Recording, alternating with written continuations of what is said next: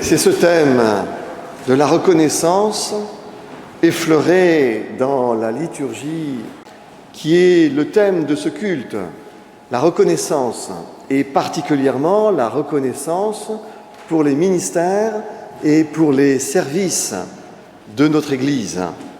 Alors j'ai réfléchi, et peut-être était-ce des restes de Noël.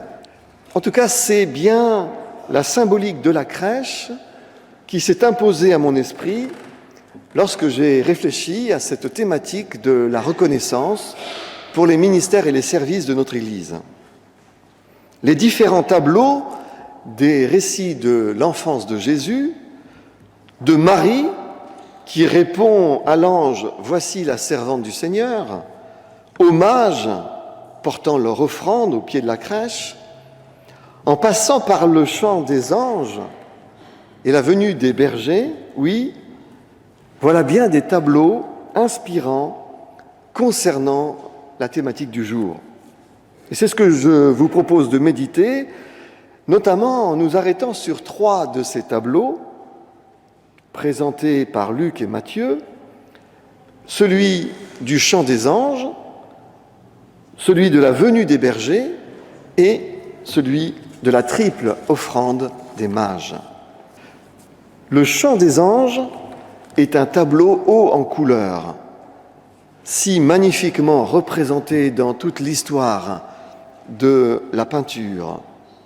C'est le fameux Gloria in excelsis Deo que nous chantons à Noël. Gloire à Dieu dans les lieux très hauts, paix sur la terre pour les hommes qui l'agréent. Voilà ce que chante la chorale céleste après l'annonce faite aux bergers qu'il leur est né un sauveur, qui est le Christ le Seigneur, c'est-à-dire le roi oint par Dieu pour occuper la fonction suprême dans le royaume des cieux. Or, c'est la fonction liturgique et cultuelle de l'Église qui se voit finalement représentée dans ce tableau de la chorale céleste. La première tâche de l'Église est en effet d'annoncer l'Évangile et de le célébrer.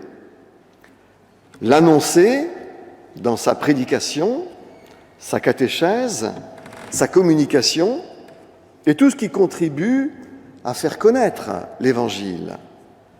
Et le célébrer, bien sûr, dans ses cultes et toutes ses activités, toutes ses réunions. Or, pour que l'Église accomplisse cette tâche de l'annonce et de la célébration de l'Évangile, il faut des tâcherons, il faut des liturges, des prédicateurs, des pasteurs, des catéchètes, des communicants, des techniciens. Mais pour que ces ministères que je viens d'énoncer soient opérants et cohérents, il faut une organisation collégiale, évidemment, comme il se doit dans l'Église. Une organisation pour coordonner, mettre en place la tâche de l'annonce et de la célébration de l'Évangile dans toutes les activités, tous les lieux de l'Église.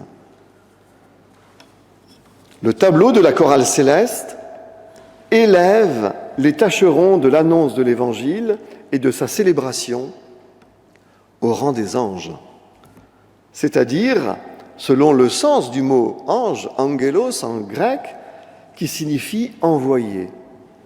On pourrait dire aussi que celles et ceux qui sont dans la participation de l'annonce et de la célébration de l'Évangile sont des apôtres ou des anges. Alors évidemment, par modestie et par crainte sociale, il n'y a personne à ma connaissance qui occupe une des fonctions de l'annonce et de la célébration de l'Évangile, qui revendique le titre d'ange ou d'apôtre. D'ailleurs, on le sait bien depuis Pascal que celui qui fait l'ange fait la bête. Mais il reste tout de même que dans le récit, dans le tableau, c'est bien les anges qui annoncent l'Évangile et qui le célèbrent. Or, c'est bien là un symbole très important. Les anges sont un symbole qui illustre la spiritualité, bien sûr, du service de l'Évangile et de sa célébration. On est dans l'ordre du spirituel. C'est ce que représentent les anges, la chorale céleste. On est dans le spirituel. Mais ces anges évoquent aussi un certain décalage. Les anges qui chantent l'Évangile et l'annonce représentent le décalage que nous offre le culte, la spiritualité, la vie spirituelle.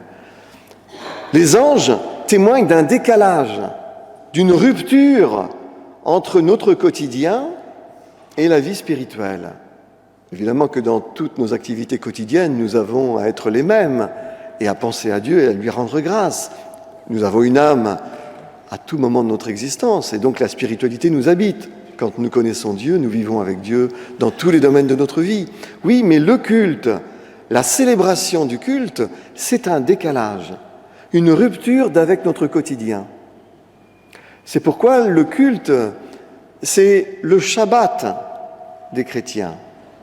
Le Shabbat, c'est-à-dire le temps du repos, du ressourcement, de la rupture. Ce matin, vous êtes là et votre présence, votre participation à cette célébration du culte, c'est une rupture de votre quotidien.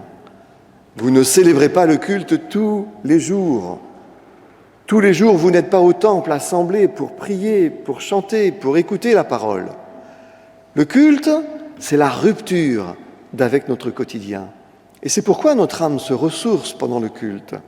Et c'est pourquoi il nous faut être assidus au culte, pour faire rupture avec notre quotidien. Et voyez-vous, c'est cela le symbole de la chorale céleste.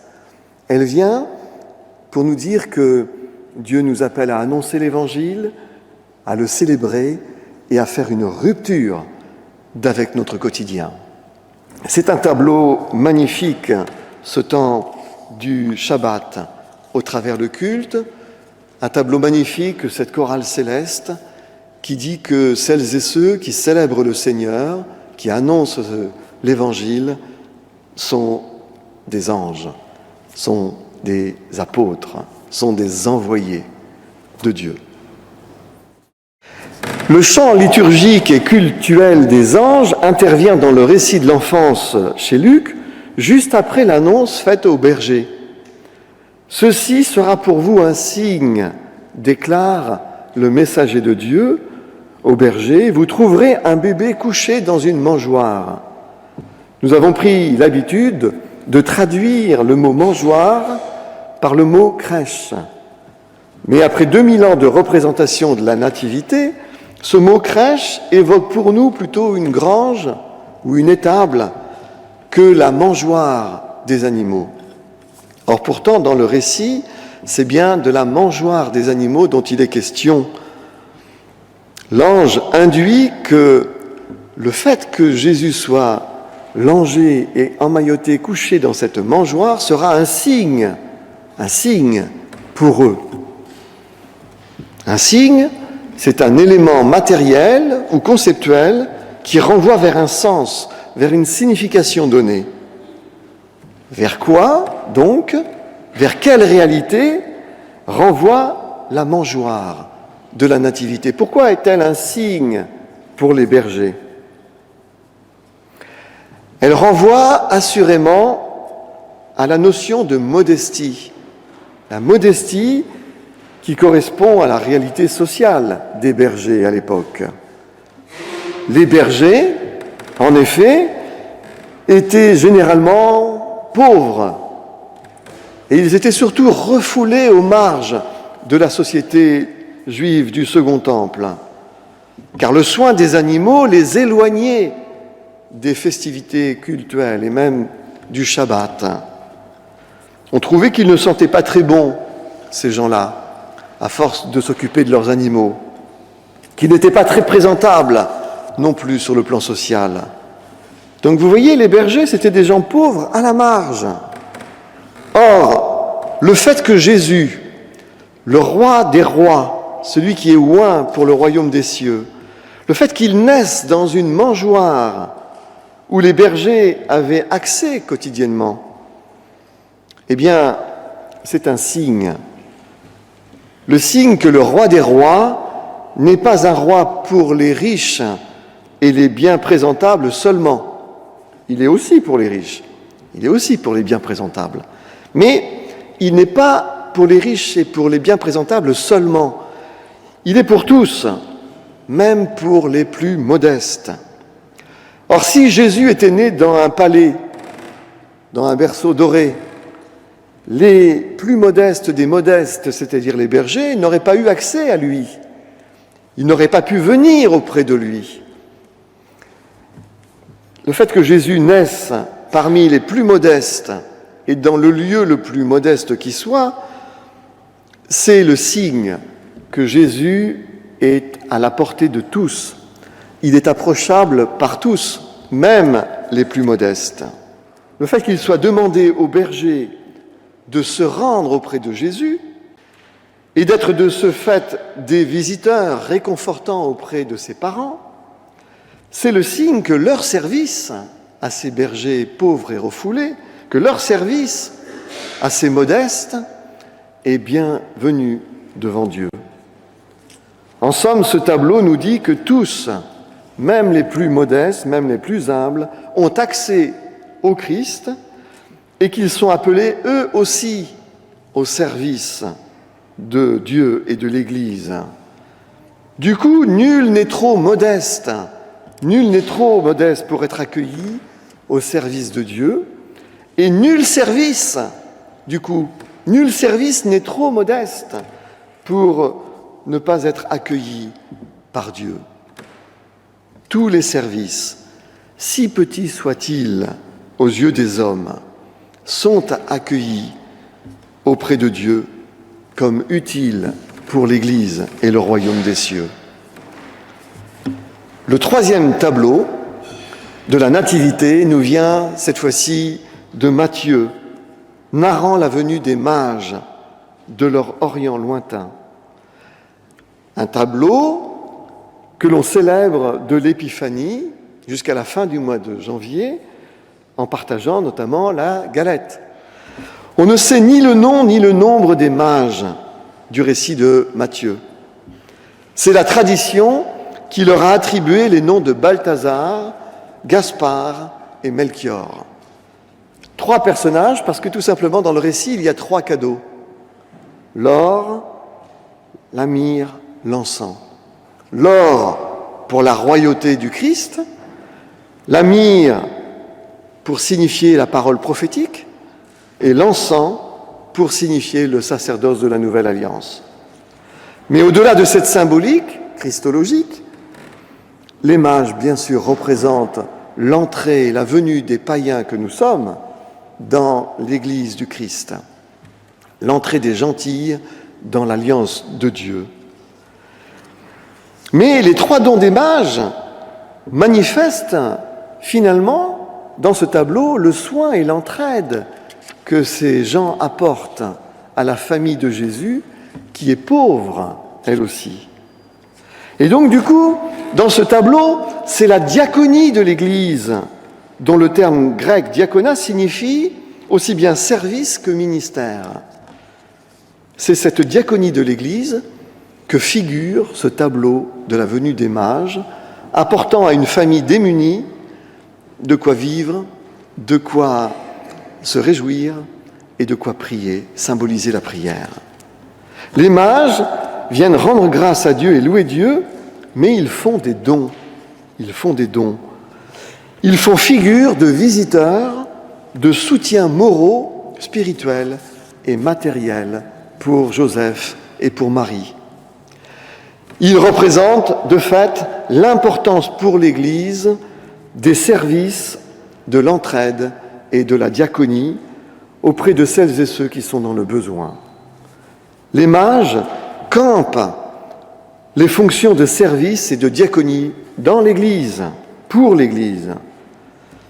Cette symbolique de l'or, de la myrrhe et de l'encens renvoie d'une certaine manière à la fameuse devise de l'armée du salut, que vous connaissez bien, cette devise fameuse « soupe, savon, salut ».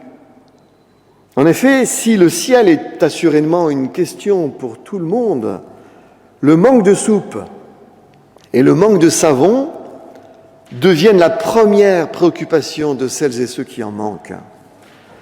Pourvoir à la soupe de ceux qui en manquent, comme le représente l'or qui répond à tous les besoins matériels, et pourvoir au savon auquel renvoie la myrrhe, c'est un ingrédient délicat que l'on utilisait dans les parfums et la cosmétique, et toujours encore. Quand on pourvoit à la soupe des gens, et quand on pourvoit au savon des gens qui leur redonnent leur dignité, alors ils sont prédisposés à entendre parler du royaume des cieux et prier avec ceux qui prient dans le royaume des cieux, comme le représente l'encens, qui dans la Bible, l'encens symbolise la prière de bonne odeur qui monte vers Dieu. Vous voyez, on ne lit pas souvent le Midrash des mages dans cette perspective de la diaconie. Et pourtant, nous le voyons, ce récit des mages offre une belle image d'entraide et de diaconie avec ces dons d'or, de myrrhe, d'encens qui évoquent la façon de pourvoir aux besoins matériels, la façon de pourvoir à l'humanité, à la dignité humaine, et la façon de pourvoir ensuite à la prière et à l'annonce de l'Évangile. En conclusion, ni les anges, ni les bergers, ni les mages n'assument leur rôle ou leur responsabilité dans ces récits pour obtenir une récompense de la part des hommes ou de la part de Dieu. Chacun fait ce qu'il a à faire dans ces récits afin de répondre à l'appel et à la vocation que Dieu lui adresse.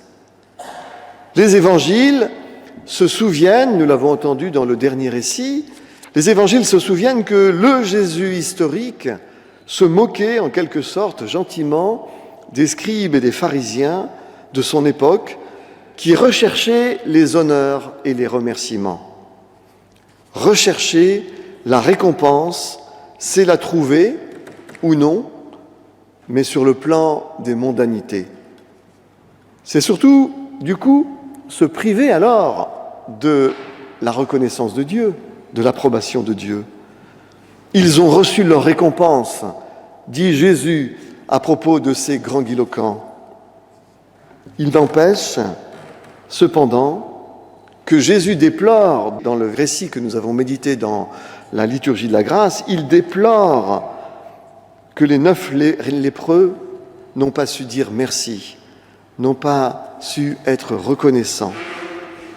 Vous voyez, d'un côté, il moque ceux qui, grandiloquents, cherchent la reconnaissance, cherchent les honneurs, cherchent les remerciements. Et de l'autre côté, il déplore que ceux qui sont bénéficiaires d'un service ne sachent pas dire merci. Il nous faut donc trouver un équilibre entre ces deux chapitres, celui de Luc et celui de Matthieu. Un équilibre qui peut-être se dit de cette manière: il faut savoir apprendre à dire merci, à être reconnaissant vis-à-vis de celles et ceux qui exercent une fonction, un service dont on est bénéficiaire. Et quand on assume soi-même un service, une fonction, un ministère, il ne faut rien attendre en remerciement et en honneur de la part des hommes, mais plutôt attendre l'approbation de Dieu. Il est là cet équilibre entre ne rien réclamer pour soi et savoir aussi dire merci à ceux qui donnent. Amen.